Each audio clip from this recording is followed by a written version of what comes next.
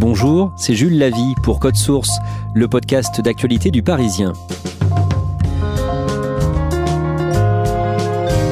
Pierre Ménès a disparu des écrans. Officiellement, il avait besoin de repos.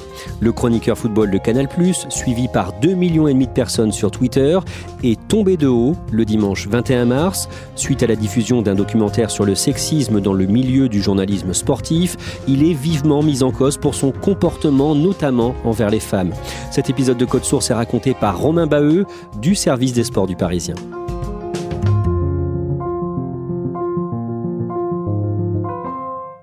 Romain Baheux, décrivez-nous la photo de profil de Pierre Ménès sur Twitter. C'est une image de lui enfant, il a environ 7-8 ans, il a une bonne bouille, c'est une photo en noir et blanc, il a les oreilles décollées. C'est un gamin plutôt sympathique, en tout cas sur la photo. Pierre Ménès a 57 ans, il est né le 29 juin 1963 à Paris. Son père est assureur, sa mère est professeure d'anglais. Quand il est petit, il aime beaucoup le sport, il fait notamment de l'escrime à un bon niveau. Mais en 1978, à l'âge de 15 ans, il a un accident. Il est sur sa mobilette et il va percuter une 4L. C'est un accident qui va être à l'origine de sa forte prise de poids puisqu'il est diminué physiquement par cet accident. Il débute sa carrière de journaliste par la presse écrite. Pierre Ménès commence à l'équipe. Il va suivre le chemin classique, il va être chargé de la collecte des résultats, puis va s'occuper du traitement d'équipes de plus en plus élevées, jusqu'à devenir l'un des journalistes qui compte.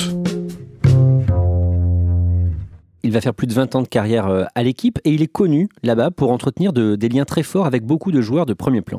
Oui, Pierre Ménès va se retrouver à couvrir l'actualité d'Arsenal à la fin des années 90, au début des années 2000. On remet un petit peu dans le contexte, à l'époque, Arsenal, qui est un club anglais en première ligue à Londres, a une très grosse colonie française. Et une colonie française avec des joueurs qui comptent. C'est Thierry Henry, c'est Robert Pires, ce sont des cadres de l'équipe de France. Ce sont des proches pour certains, sur qui il peut compter professionnellement, sur qui il peut compter personnellement. Bref, c'est un vrai réseau que Pierre Ménès se tisse à cette époque. Du coup, forcément, il a des informations. Oui. Pierre Ménès est un journaliste qui a des infos, qui s'en vante, mais en l'occurrence, Pierre Ménès a beaucoup d'infos. Il fait ses premiers pas en télé sur l'équipe télé avant de rejoindre M6. Il va co-animer une émission qui s'appelle 100% foot avec la journaliste Estelle Denis, qui est également la compagne de Raymond Domenech, sélectionneur de l'équipe de France à l'époque. Et là, les téléspectateurs vont apprendre à connaître Pierre Ménès. Sa personnalité va se faire remarquer. Gallas et Thuram, ils peuvent remettre le même maillot sans le laver. Ils ont fait 20 mètres dans le match. Parce qu'à un moment donné, c'est gonflant, quoi. Il y a un personnage, Pierre Ménès, qui va se créer à partir de là. En 2009, il est recruté par Canal+.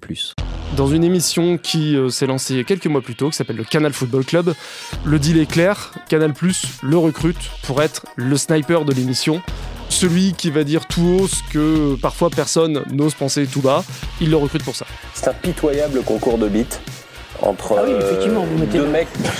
deux mecs qui font du clientélisme pour leurs supporters les plus abrutis.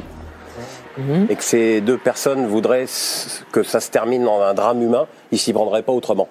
Jusqu'à présent, les émissions de foot étaient assez consensuelles. On est là pour valoriser le produit, entre guillemets. Pierre Ménès, qui est pourtant employé par Canal+, qui possède les droits de la Ligue 1, la majorité des droits de la Ligue 1. Lui, justement, il est là pour titiller, pour dire que le match a été nul, qu'Intel est à côté de ses pompes. J'ai pas dit ça, j'ai dit... Ah oui, bah alors je peux pas vous parler si vous parlez. J'ai dit que si un entraîneur français avait les résultats que vous avez, il se ferait détruire. C'est différent. Et en disant ça, vous le détruisez. Mais bon, moi je parle pas espagnol, donc je peux comprendre. Je ne sais pas pourquoi dire ça. Parce que je le pense.